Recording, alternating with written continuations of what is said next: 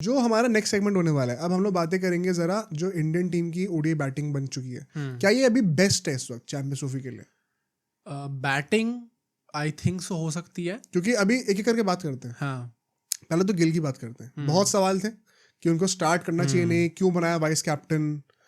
I always felt कि vice captain उनको होना चाहिए, क्योंकि अगर आप उनकी तरफ देख रहे हो एज नेक्स्ट कैप्टन, यही सही टाइम है। बुमराह को वाइस कैप्टन नहीं होना चाहिए था। एंड मुझे लगता है वाइस कैप्टन का टैग मिलने के बाद थोड़ा बैटिंग में भी रिस्पॉन्सिबिलिटी देखने को मिली है। मतलब मैन ऑफ द सीरीज बन गए भाई, इससे ज्यादा मैन क्या ऑफ द बोल मैच सकते इन हैं लास्ट ओडीआई, फर्स्ट ओडीआई दोनों मैन ऑफ द मैच थे वो, उसका मैन ऑफ द सीरीज बन गए वो। 100 मारी है, 100 मारी है, 250 मारी है, तो सबसे कंसिस्टेंट बैटर और सबसे इन फॉर्म बैटर हमारे वही देखने को मिले हैं।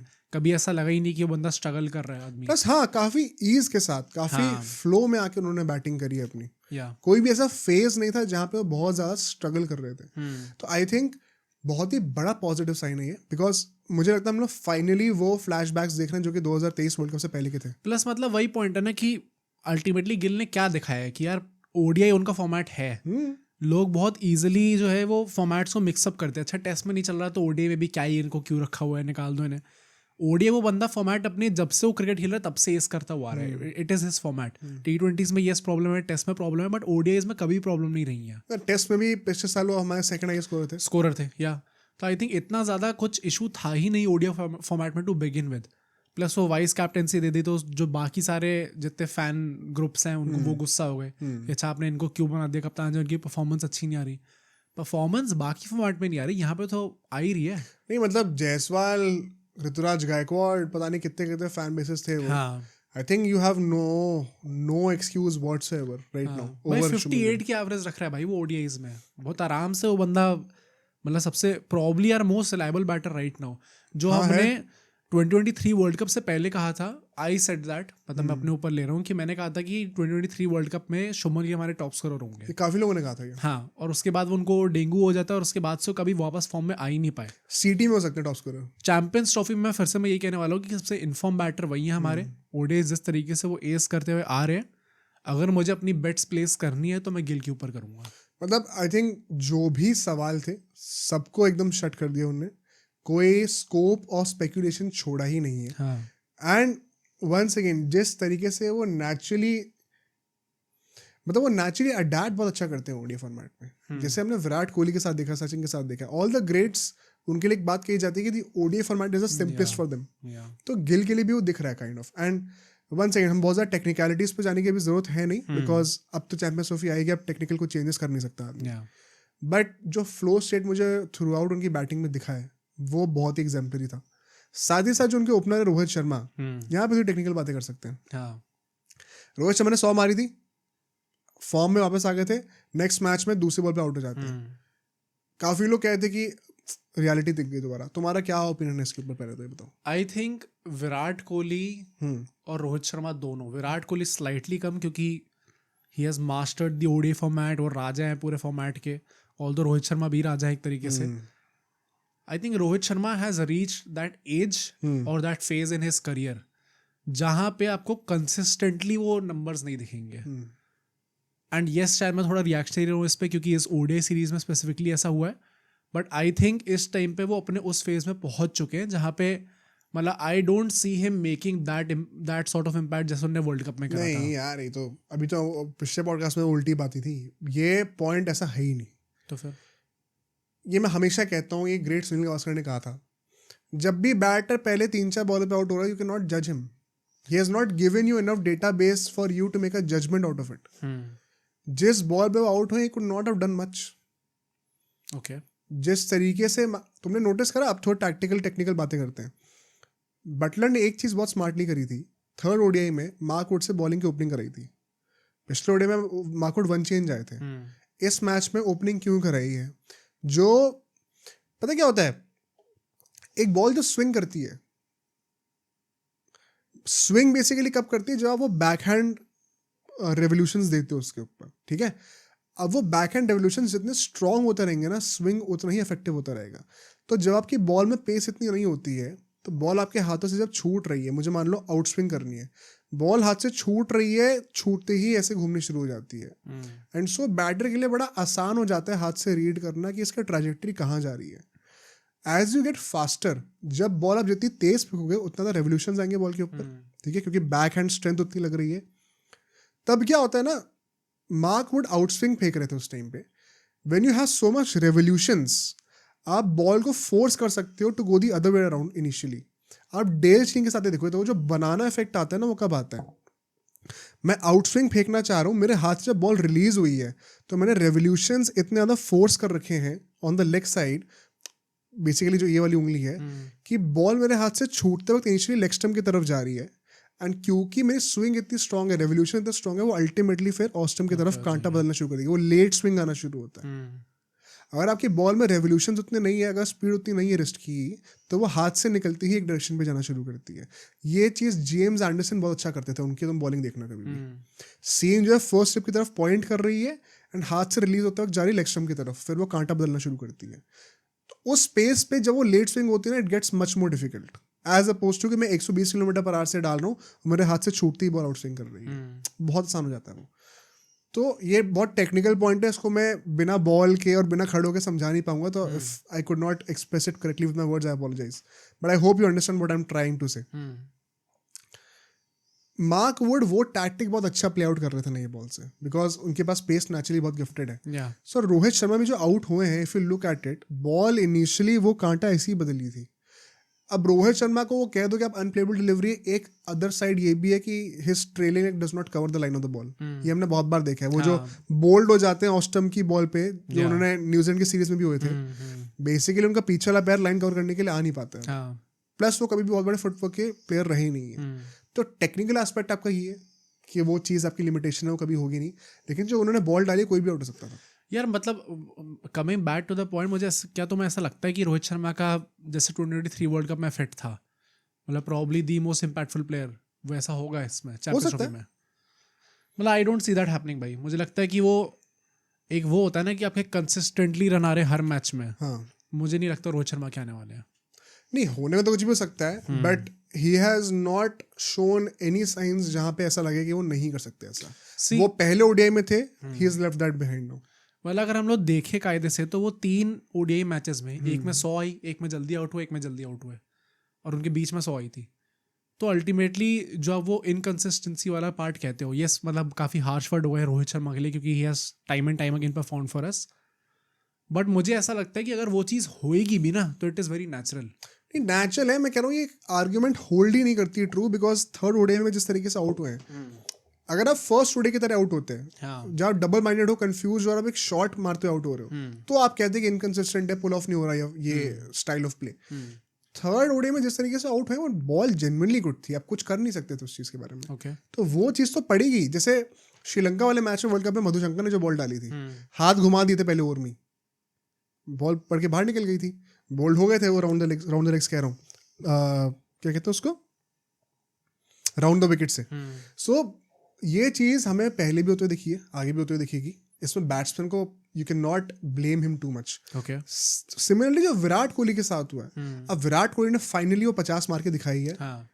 2-3 चीज़ें उन्होंने ऐसी करी हैं जो कि वो बहुत टाइम से नहीं कर पा रहे थे। बैकफुट का गेम उनका इंप्रूव हुआ डेफिनेटली, ऑफ स्टंप पे उनके शॉट्स की रेंज खुल गई है। ये हमने पहले ओडीआई में भी देखा था, जो उन्होंने बैकफुट पे एक पंच मारा था, और उसमें जल्दी आउट हो गए थे, बट साइंस दिख रहे थे हमें। अब तो कटवर्ड भी मार रहे थे, वो इंप्रूवमेंट दिख रहा है। उन्होंने काम कर रहा है उस चीज़ के ऊपर, वो बहुत बड़ा पॉजिटिव होने वाला है। फ्लो में जब वो आ गए थे तो छक्के भी लगाए, चौके भी लगाए। अब मेन बात कब आती है, जब वो आउट हुए। केविन पीटरसन ने एक बहुत अच्छा टेक्निकल एनालिसिस करा था इसका। फर्स्टली, अब ये वन सेकेंड, ये मैं शब्दों से इतना अच्छे से समझा नहीं सकता, वीडियो के साथ समझा पाता बेटर। जब भी आप एक लेग स्पिनर को खेल रहे होते हो, लेग स्पिनर की बॉल ड्रिफ्ट करके आपके अंदर आएगी और फिर पड़ के बाहर जाती है। समझ में आ रहा है इतना? मतलब जब बॉल ड्रिफ्ट करके अंदर आ रही है और वो लेग स्टंप पे पिच कर रही है, अगर आपने लेग स्टंप का गार्ड ले रखा हुआ है उस टाइम पे, तो आपको बेसिकली पैर अपना सामने सीधा निकालना है। ठीक है, इतना क्लियर हो रहा है? क्लियर हो रहा है। वहां से अगर बॉल टर्न करने वाली है तो बेसिकली आप क्या कर रहे हो, आपका पीछे वाला पैर भी लेग स्टंप पे था, आपने सामने वाला पैर थोड़ा सा खोल के क्लियर करा ताकि आप बॉल को फेस कर पाओ, और आपका मिडिल स्टंप और ऑफ स्टंप दोनों एक्सपोज्ड है इस वक्त। अगर आप विराट कोहली का डिसमिसल देखोगे, you can see his off stump. Okay, usually क्या होता है इसमें, against spinners, because you have time, आप अपना ट्रेलिंग लेग जो है ना वो कवर करते हो ऑफ स्टंप और मिडिल स्टंप से, ताकि आपकी बॉडी पोजीशन थोड़ी सी ओपन अप हो जाए. जैसे हम लोग जब लेफ्ट आर्म पेसर्स आ रहे होते हैं बॉलिंग करने के लिए, तो राइट हैंडेड बैट्समैन जो होते हैं उनका स्टांस क्या होता है, वो एकदम ही क्लोज फुटेड नहीं होता, वो सामने वाला पैर थोड़ा सा खोल देते हैं, थोड़ा सा डायगनली खड़े होते हैं.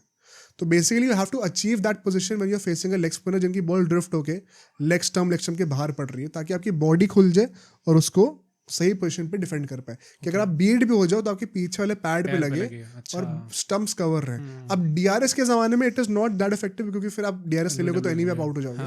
बट पहले के टाइम पे ये बहुत इफेक्टिव टेक्निक हुआ करती थी, बिकॉज मोस्ट लाइकली कई बार अंपायर्स आपको आउट नहीं देते थे, क्योंकि डाउट होता था कि पिचिंग आउटसाइड लगे और टर्न इतनी हुई है कि पीछे वाले पैर पे लगी तो बाहर भी निकल सकती थी. तो ये कुछ चीजें हैं जो कि आप इंप्रूव कर सकते थे. केविन पीटरसन, ये तो मैंने खुद बताई. केविन पीटरसन ने क्या कहा था, जब विराट कोहली आउट हुए उनका जो एज लगा है वो तुम देखना कहाँ लगा है, उनके स्टिकर के पास लगा है. ओके, ठीक है, मिडिल के पास नहीं लगा है बैट के. तो क्लियरली उन्होंने बॉल की लेंथ को मिसजज करा है. बॉल आप चाहते तो बैकफुट पे खेल सकते थे, आपने जबरदस्ती फ्रंट फुट पे खेला है, बाउंस और वो बाउंस आया था इसलिए आपके स्टिकर के पास बॉल लगी है. अच्छा, मिडिल ऑफ द बैट पे नहीं लगी है वो बॉल. तो यहाँ पे प्रॉब्लम लाइन का मिसजजमेंट तो है ही कि उन्होंने ट्रेडिंग लेग से लाइन कवर नहीं करी, बट लेंथ का मिसजजमेंट भी था. तो क्लियरली इस पर टेक्निकल फ्लॉस थे, but at the same time like Rohit Sharma, I think ball भी बहुत अच्छी थी. ओके, विराट कोहली का मतलब वो आदिल रशीद जैसे बॉलिंग कर रहे हैं ना, अश्विन को मैंने बोलते हुए सुना था ये कि right now he is on par with Kuldeep Yadav as the best leg spinner. Plus Adil Rashid के अगेंस्ट प्रॉब्लम रही है विराट कोहली को हमेशा से. मतलब ये एक्सक्यूज नहीं होना चाहिए कोई, क्योंकि उसी के अगली बॉल पे श्रेयस अय्यर ने आके उस बॉल को डिफेंड भी किया था. अगर आपको याद हो तो भाई वन सेकेंड, श्रेयस अय्यर थोड़े लंबे भी हैं ज़्यादा, रीच ज़्यादा है पैर की, but misjudgement of length अगर हो रही है तो it is on Virat Kohli. It is not कि बॉलर ने कुछ बहुत खास कर दिया. अब इसमें दूसरी बात क्या आती है जो केविन पीटरसन ने शायद नहीं बोली, ये मैं लास्ट पॉडकास्ट में बता रहा था. ये सेगमेंट बहुत ज़्यादा टेक्निकल हो रहा है. अगर आपको ऐसे सेगमेंट पसंद होते तो प्लीज़ कमेंट कर देना, वरना I won't speak too much into the technicalities. ठीक है, गोइंग फॉरवर्ड, विराट कोहली ने वो बॉल फ्रंट फुट पे क्यों खेली, बैक फुट पे क्यों नहीं खेली? क्योंकि बॉल अगर इतनी बाउंस कर रही है कि स्टिकर पे लग रही है, बैक फुट पे खेल सकते थे. क्या लगता है? ये मैंने समझा था लास्ट पॉडकास्ट में. बैक फुट पे क्यों नहीं खेली? लेंथ को मिसजज क्यों करा, आगे क्यों खेला उन्होंने? क्यों? एक बहुत बड़ा रीजन क्या है, आदिल रशीद की जो बॉल थी उसकी स्पीड देखना, बहुत स्लो थी वो स्पीड. आदिल रशीद इतना सीजन्ड बॉलर हो चुके हैं, वो बॉल में इतने रेवोल्यूशंस दे रहे हैं. जैसे मैंने रेवोल्यूशंस की इंपॉर्टेंस बताई स्विंग के लिए, स्पिनर्स के लिए मैंने बताया था लास्ट टाइम की बॉल डिप करती है, जल्दी करती है. हाँ. तो जब हाथ से बॉल रिलीज हुई है तब विराट कोहली को लगा कि बॉल मेरे मुंह के नीचे पिच करेगी, बॉल डिप होके 5 इंच पीछे गिरी है. ये छोटी छोटी टेक्निकलिटीज होती हैं, 1 सेकंड मिलता है जजमेंट का, ऐसे होता है गेम. इन चीजों से फर्क पड़ जाता है. मतलब but regardless I think Virat Kohli एक इम्पॉर्टेंट चीज थी उनके रन आना. प्लस उन्होंने 50 मार दी तो I am sure it will help his confidence also going into the champions trophy. Plus मतलब जब तक वो 50, व्हाट डू यू थिंक, मतलब क्या ऐसा था कि वो स्ट्रगल करते हुए दिख रहे थे या फिर एक काफी, हाँ, it was not his best 50, but definitely जो रिक्वायर्ड था इस ओडीआई सीरीज से हमारा ऑब्जेक्टिव क्या उन्होंने फुलफिल करा है. I think it's a great sign. अब तुम देखो, अभी हमने विराट कोहली की बातें करी, अब श्रेयस अय्यर की बातें करते हैं. हाँ. श्रेयस अय्यर का तो पोजीशन भी सवाल था. उस प्रेशर में आके उन्होंने, भाई मुझे अभी भी लगता है कि जो प्रेशर था पहले मैच में कि you are not suppose to play, और जो उन्होंने अग्रेसिव बैटिंग करी उसके बाद, बहुत जिगरा चाहिए उस चीज़ के लिए. मतलब बहुत इजी होता है कि आप फिर अपने रन के लिए खेलो. हाँ, बट उन्होंने जिस टाइप का इम्पैक्ट डाला है हर मैच के अंदर कि आप उस टारगेट को जल्दी चेस कर लो या फिर इनिशियली बहुत बड़ा टारगेट सेट करो. लास्ट थर्ड ओडीआई में तो जैसी बैटिंग थी उनकी 70 समथिंग जो रन मारे थे उन्होंने, मतलब वैसे टाइप की ही बैटिंग हमें चाहिए थी और वर्ल्ड कप उन्होंने वो चीज़ करके दिखाई थी. मे बी इस टाइम पे वो और कंसिस्टेंटली उस चीज़ को पुल ऑफ कर पा रहे हैं. He has worked on his game a lot. वो भी मैं मैच में देख रहा था, उनके बैकलिफ्ट में भी चेंजेस आए हैं. अच्छा. पहले उनकी बैकलिफ्ट जो है ना बहुत ज़्यादा वर्टिकल होती थी, कि मतलब अगर मैं बैटिंग कर रहा हूँ, बैट एकदम मेरे सर के पीछे ऐसे, अब वो थोड़ा स्लांट हो गया, फर्स्ट स्लिप से आ रहा है थोड़ा सा. तो उन्होंने वो एडजस्टमेंट्स करे हैं ताकि उनका गेम जो है और खुल जाए. अगर आपका बैट बहुत ज़्यादा वर्टिकल होता है तो फिर आपको लेग स्टंप पे खेलने में ज़्यादा इशूज आएंगे अक्रॉस द लाइन. अगर आप ऑलरेडी फर्स्ट स्लिप से आ रहा है तो नेचुरली आपकी एल्बो अलाउ करेगी आपको लेग साइड का गेम खोलने के लिए भी. इसलिए तुम देखो उनके पुल शॉट्स भी खुल गए एकदम से, क्योंकि वो बॉल भी खेल पा रहे हैं. क्योंकि बैकलिफ्ट में चेंजेस करे. अगर आपकी बैकलिफ्ट एकदम ही कान के पीछे है ना, तो यहाँ से पुल मारना थोड़ा मुश्किल होगा. एज अपोज टू अगर फर्स्ट स्लिप पर है तो मेरा नेचुरल एल्बो ही अभी स्लांटेड है, पॉइंटिंग टुवर्ड्स मिड ऑन, अब मैं यहाँ से अपना आर्म फ्रीज कर सकता हूँ. तो ये बहुत सारी चीज़ें होती हैं जो कि आप माइनर लेवल पे एडजस्टमेंट्स करते हो. ये उन्होंने रणजी ट्रॉफी जाके करा है. इरफान पठान का एक ट्वीट बहुत अच्छा आया था अभी कि दिस शोज रणजी ट्रॉफी की इंपॉर्टेंस क्या है. सिर्फ ये नहीं है कि रणजी ट्रॉफी में तो रेड बॉल है, टेस्ट मैच है, तो ओडीआई में क्या ही फर्क पड़ने वाला है. It gives you game time, it gives you opportunity to improve on your mistakes. अब वो जो आप करोगे ना तो वो हर फॉर्मेट में फर्क पड़ेगा उसका. आप T20 भी खेलोगे ना तो आपको पुल मारने में ज़्यादा आसानी होगी. बस ये बेसिक चीजें तो आपको हर फॉर्मेट में हेल्प करने और वाली यही है. करना है. आपसे कोई ये थोड़ी कह रहा है कि आपको 100 ही मारनी है. आप तो इंडियन टीम में वैसे भी खेल रहे हो. You treated as a training ground. तो ये है भाई, मतलब he has improved a lot. जो उन्होंने स्टेटमेंट्स दी थी केकेआर के बारे में, अभी रिसेंटली हमने पॉडकास्ट करा था, मुझे कुछ खास अच्छा नहीं लगा था उसमें देख के. But when the guy is performing you have to praise him. बहुत अच्छा कर मतलब रहा है. वही इस ओडीआई सीरीज में भी प्रॉब्लम हमारे सेकंड बेस्ट बैटर वही थे 100%. आफ्टर शुभमन गिल. कुछ लोग कहेंगे इम्पैक्ट ज़्यादा था शायद इनका. हाँ. तो वो जो पूरी डिबेट होती है एक्स फैक्टर बैटर की, जो कि नंबर 4 जैसी है, एक इंपॉर्टेंट पोजीशन पे आके ऐसे टाइप के परफॉर्मेंस दे पाए, वो शेष अय्यर बखूबी निभा रहे हैं. बखूबी निभा रहे हैं. बहुत अच्छी बैटिंग उन्होंने करी है. जो एक इशू है बैटिंग में, जो कि शायद लोग थोड़ा भी इग्नोर कर रहे होंगे, हमने टॉप 4 की बातें कर ली हैं, 5 पे अक्षर पटेल आ रहे हैं, उनकी बातें कर ली, वो तो बहुत अच्छा कर रहे बड़ी हैं, बातें करी है. 6, 7, 8 ना इनको इतनी बॉलें खेलने को मिली है, और जब मिला तो ये प्रॉमिसिंग नहीं लगे. जडेजा की तो चलो बैटिंग क्या ही बात करें, but more specifically Hardik Pandya and KL Rahul. अब हार्दिक पांड्या का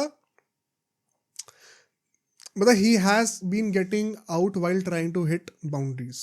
ठीक है, तो इशू उतना ज्यादा सर्वाइवल का लग नहीं रहा. केएल राहुल के साथ सर्वाइवल का भी इशू मुझे लगता है थोड़ा सा. आई थिंक वो अपने शेल में बहुत ज्यादा चले जाते हैं. पहले ओडीआई में तो आई थिंक बड़ी बेवकूफ़ी करी थी उन्होंने, क्योंकि ऐसा देख के लग रहा था कि वो शुभमन गिल को 100 के लिए करना ट्राई कर रहे कि उनकी 100 हो जाए.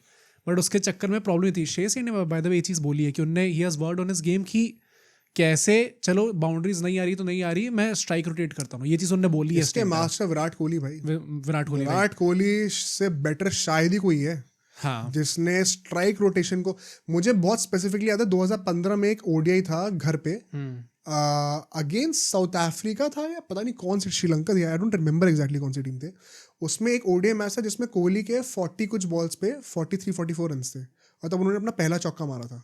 पर स्ट्राइक रेट थ्रू आउट 100 से ऊपर की थी. Can you imagine? मतलब आई थिंक केएल राहुल की प्रॉब्ली गलती हमेशा वहीं पे ही आती है कि चलो ठीक है बाउंड्रीज नहीं आ पा रही, चलो ठीक है शॉट नहीं लग पा रहे, बट उसके चक्कर में आप स्ट्राइक रोटेशन ही भूल जाओगे, तो फिर 10 बॉल बाद आप इतने प्रेशर में आ जाओगे कि आप आउट ही होने वाले हो. तो आप 100 से कम की स्ट्राइक रेट पे आउट भी हो रहे हो अल्टीमेटली, और रन भी ज़्यादा नहीं बने.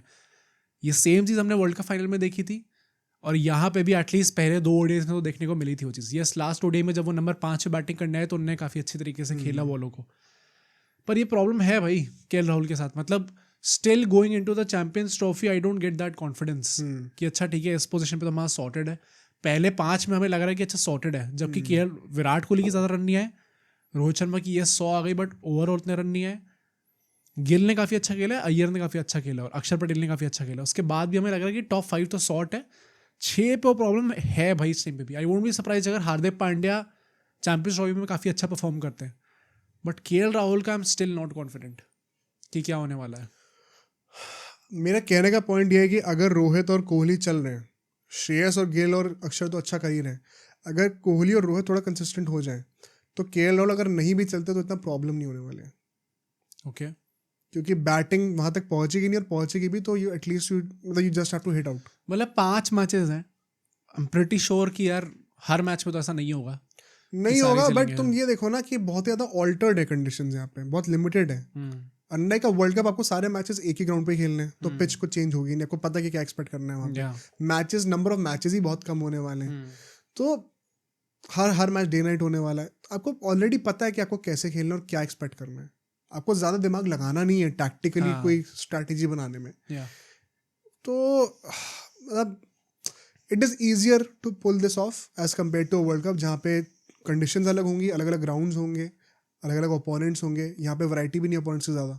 आप कितने ओपोनेंट्स खेलने वाले हैं? 5 2 तो आप खेलोगे ही नहीं. तो इट्स ईजियर. वहाँ पे आपको 10 मैच खेलने पड़ते हैं भाई. सबको खेलना पड़ता है. मतलब स्टिल, मतलब if you have to make a prediction, do you see him having a good tournament? He can. I have no expectations in the knockouts. हाँ, मैं वो दर्द अपने आप को दोबारा नहीं दूंगा कभी. कि एक्सपेक्ट कर लूँ ज़्यादा, हो गया तो बहुत अच्छी बात है. Yeah. बट अपने ग्रुप स्टेज में तो ही कैन डू ग्रेट, वो करते भी हैं. हाँ. तो उनका कोई इशू है नहीं. बट हाँ, if you have two point out something, usually लोग कहते थे कि टॉप 3 बड़ा अच्छा चल रहा है, उसके बाद मिडिल ऑर्डर में कुछ नहीं होता था. 19 वर्ल्ड कप के टाइम पे कहते थे, अब वो चेंज हो गया. टॉप 5 अच्छा कर रहा है थैंकफुली. फिनिशिंग का थोड़ा सा देखने वाली बात है. अब धोनी नहीं रहे तो फर्क तो आएगा वहां पे. अब सोचो अगर एक क्लिप इतनी बढ़िया थी तो पूरा का पूरा पॉडकास्ट कितना बढ़िया होगा. तो अगर आपको इसी क्लिप का पूरा पॉडकास्ट देखना है तो यहाँ पे क्लिक करिए, और अगर आपको ऐसे ही और क्लिप्स बिंज वॉच करनी है तो यहाँ पे क्लिक करिए.